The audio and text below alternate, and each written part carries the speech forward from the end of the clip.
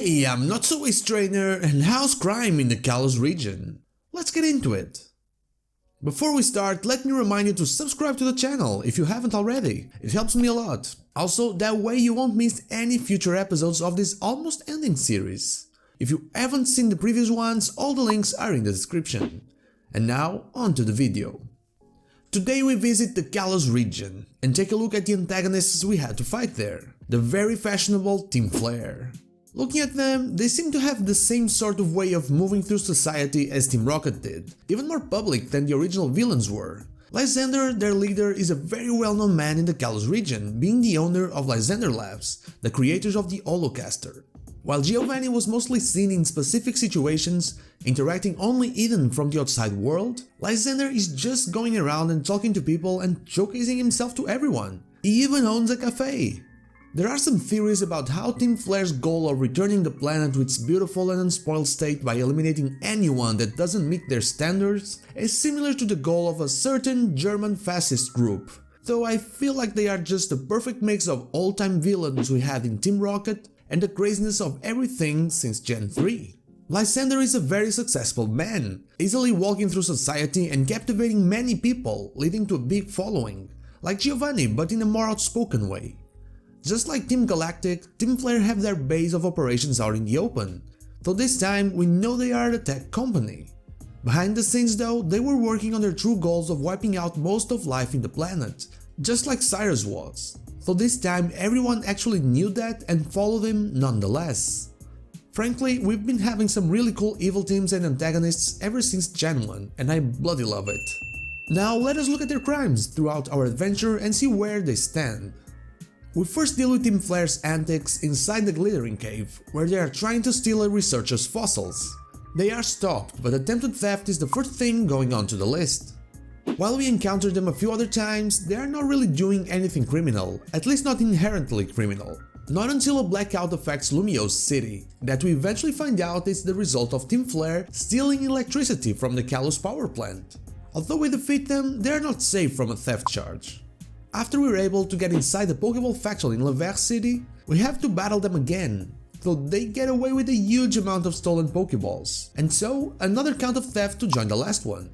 The next time we have to deal with them is inside the Frost Cavern, where they are harassing a wild Abomasnow. We defeat them, but still not very fashionable of them, and it earns Pokemon abuse a place on their list. Then we find out that Lysander is their leader, wants to wipe out the population and all that. You know, nothing too crazy considering that just 2 episodes ago we were dealing with the resetting of the universe. Being crazy is not a crime, but pressing a button that sets off a weapon of mass destruction is. And that's exactly what Zerosik does after we defeat him, which earns Team Flare a count of attempted wipeout of the population. After this, we go to Geozench Town to try and stop the weapon, where we find AZ, the former king of Kalos, imprisoned in Team Flare's secret HQ. I doubt that he was there of his own accord, which is why I'm going to put a kidnapping charge on the list as well. We carry on and eventually defeat Lysander, capturing the legendary that's being used to power the ultimate weapon. But instead of everything being fine, Lysander actually fires the thing with a little power that it has, trying to force immortality or destroy everyone, well, depending on the version of the game. Whatever the version though, the result is the destruction of most of Geozench Town and the burying of everyone that was inside the HQ and could not escape, including Lysander himself. Attempted mass murder, destruction of property and actual murder go to the list. While Team Flare is disbanded, we still have to deal with Zerosik in the postgame. Here, he was responsible for a big wave of crimes, mostly theft of trainers' Pokeballs, using Emma as the means for it. How? Using a suit that makes her unconscious while he controls her actions. That adds a theft count and unethical human experimentation to the list. Now let us plug all of this into the evil scale and see how they fare against the previous ones. Team Flare had one simple and greedy goal in mind: the extermination of everyone that didn't agree with their vision of the world. Through their boss and resources, they were able to become a big part of the Kalos society. Through the Holocaster, even having people in the news like Malva of the Elite Four. After every single moment we defeated their leaders or higher-ups, their only regret was failing to achieve their goals, leading into more battle and even various desperate attempts to carry on with their twisted vision. If they had thought of this in a grander scale, they might have actually passed Team Galactic, though as they stand, they get a 9 out of 10 in the evil scale. Which is fairly evil, let's be honest.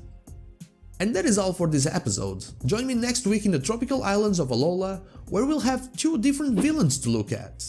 You can follow me on social media, Twitch, and even come aboard the Viking ship, also known as our Discord. All the links are in the description. Thank you so much for watching, and I'll see you all on the next one.